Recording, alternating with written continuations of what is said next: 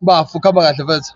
Futhi action kuhamba kanjani mfethu? Ngaphandle nje bese kokumosha isikhathi mfethu. Sure. Ngizwile ukuthi uphuma eSwaziland. Yeah. Ngiyabonga. Yeah. Nge-25, Mhm. I'll walk from here to Johannesburg. I'll walk from here to Swaziland. You understand? So I'm interested in Swaziland, man. What should I expect mhlambe mangidlula la? First of all, in action, Jayam, into engayisho, I like what you're doing, Brian. I like the content you're actually pushing. You are taking it back to where we come from. We used to walk before civilization. So I think it's a very good thing you're doing. So into engayisho nje ukuthi Swaziland, man. Swaziland is a beautiful country. Expect beauty. We expect ukuthi abantu bakhona-ke abantu benhlonipho. Nanoma ungayaphi. Swazis are full of respect and expect indawo leyokuthi uzobona nje iy'ntaba, the beauty of nature. You understand? Iseseyindawo like ngathini esesitikile kuma-roots wakhona ngoba imisebenzi or imisimeto isenteka ngalesa sikhathi sakudala. Akufani njengamanje ukuthi okay yabo njengoba sila South Africa kunezinto lengathi azenzeki the way lezazenzeka ngakhona ngalesa sikhathi, uyayibona.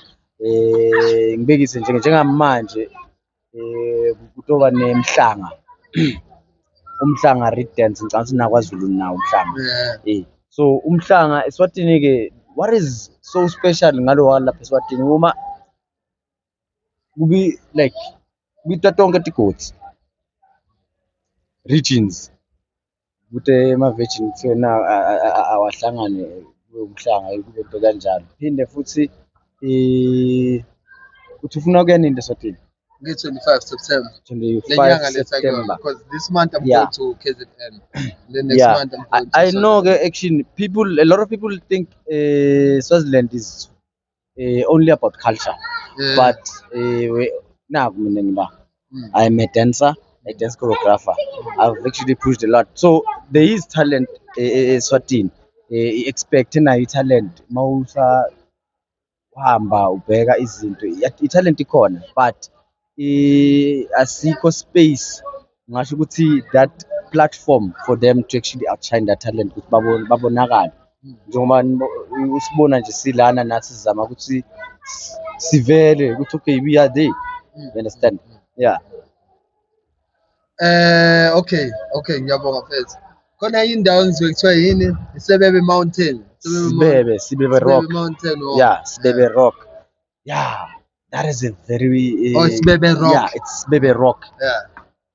Isibebe ke wena mnganami si very iconic eSwatini ngasho kanjalo ngoba iyona indawo engifunda kuyona. Iyona ufuna kuyona. Sibebe Rock. Hayi. It's a good thing. The fact that you are going there, I would advise you ukuthi futhi ngiyazi ukuthi awuphuza utshwala. Kodwa ngak-advise ukuthi uke u-taste isibebe beer. Yeah. Bano beer wabo nje isibebe. Like it's a very beautiful mountain.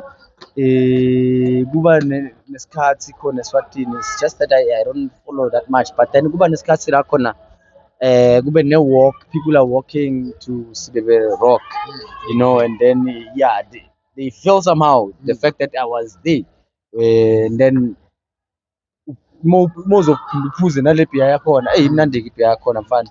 Ingakho ngithi Eswatini might look like a small country in South Africa, but nayo sinato tinvotate. Okay, so is it possible that I can visit a royal house?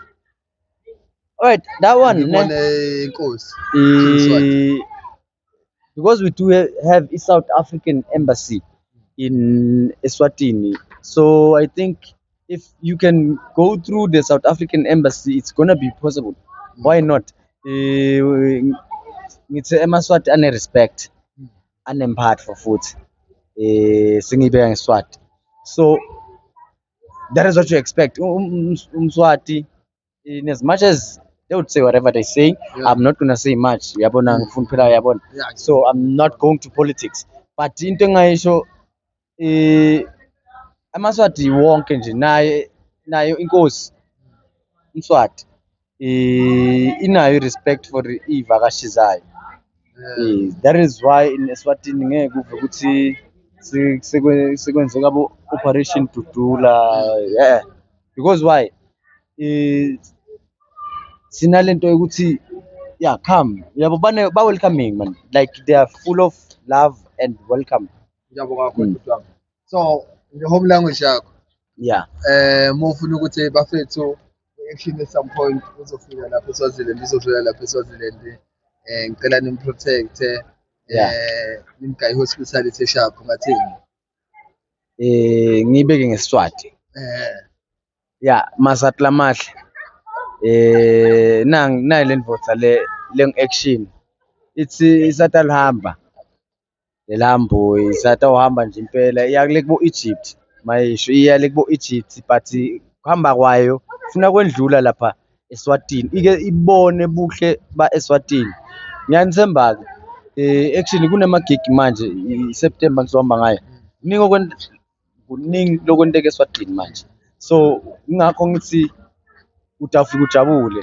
It's a pity ukuthi utofika ngesikhathi esi-wrong la khona akusekhona nabo bushfire lemi bakhona abo Lutho festival, but kune market, what, farm market gig lengiyibonile ngathi baya advertise for sure ukuthi mawufika ngithole kunaleyo gig leyo, and then bekungaba kuhle futhi uhambe ngomhlanga ke ngiva ngazi ukuthi utawuba khona nge-8 uke nje ubone buhle be-Eswatini, tinfombi zaseswatini.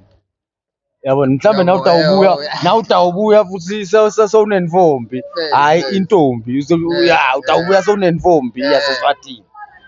Awuyisho sanenfombi Mina intombi. infombi ya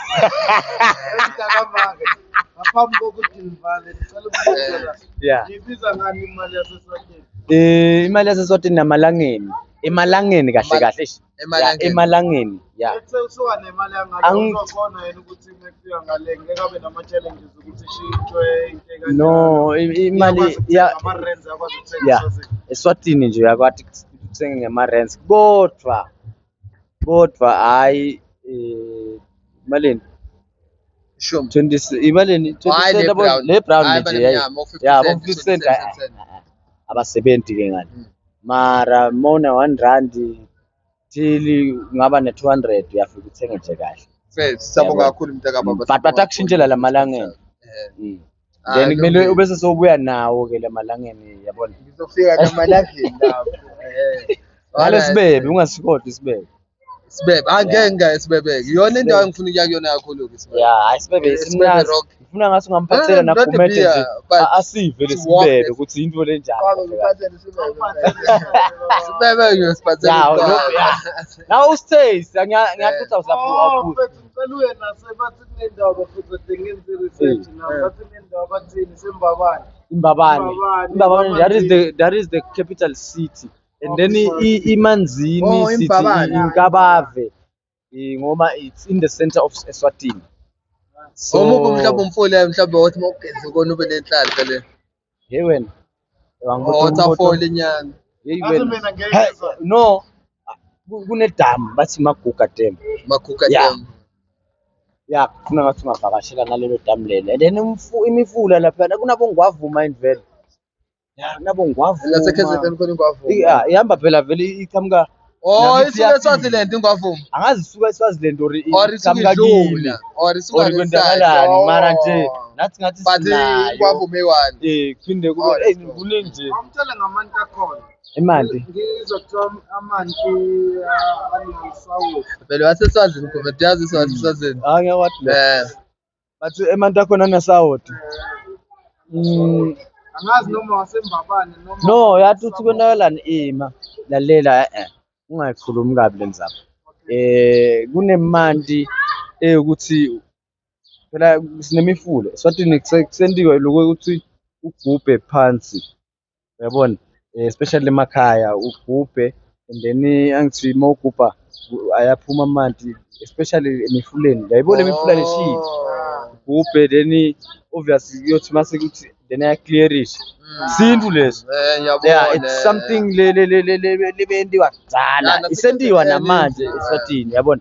So gubhe then kuba njalo lawo mantu lawo vele ufuna ukuthi wapurify ngalesilungiselo ukuthi kumele ngathi ungawahlobisa kuqala ufake inini waboil ufake itswayi but mozo waphuza vele lamanzi lawo azokugulisa plus but ke akhona manti empumbu ayafana nje nemanti la Josi kahle nje akunakuthi futhi kunani awukho umthetho ukuthi akhanjwe ebusuku or akhanjwe emini no kunjalo futhi akhanjwe ebusuku nemini no ekhaya phela utawubuta lothi uyaphi la busuku ngoba sesilele akhanjwe ebusuku kanjwe ebusuku kodwa ke nje amaphoyisa amakuthola vele sesiwusenkingeni azokuquesheni ukuthi wentana la busuku silele wentana ebusukwini mara na South Africa sihamba tena angithi lento le la Josi vele kuyatendela nje kahle ithe Josi phela yonke into yatendela not only Joburg ikheze la emhlabeni la eSouth Africa cishe ngathi emhlabeni no South Africa South Africa no South Africa listen let me tell you something about this. South Africa is a beautiful country but imoshwe izinto ezibhayi I'm not gonna say much ne but nje zibhayi izinto ezimoshile South Africa yabo Swaziland isese kuma roots wayo nje yami you understand the roots like aina what you call yes culture there is one king and then we listen to that king yabona so when if ever you cannot obey to the rules of the king or whatever the king is saying so kumele ukuthi udedele indawo that is his country it is in as much as it's our country you understand but it's a kingdom it's a kingdom it's not a republic Swatini ngeke sifanise neSouth Africa so manje kunenkinga batonyanya abantu abaningi abangivangisho so but kunenkinga yokuthi amaZulu afuna ngathi ngaba njenga South Africa you understand no I think let's just close the right there singaqedza hayi injalo njalo ngiyabonga bhuti ngiyabonga ngiyabonga yami etho wasekhaya Swaziland saswakala nge25 bafethu ngiyangibonga shaba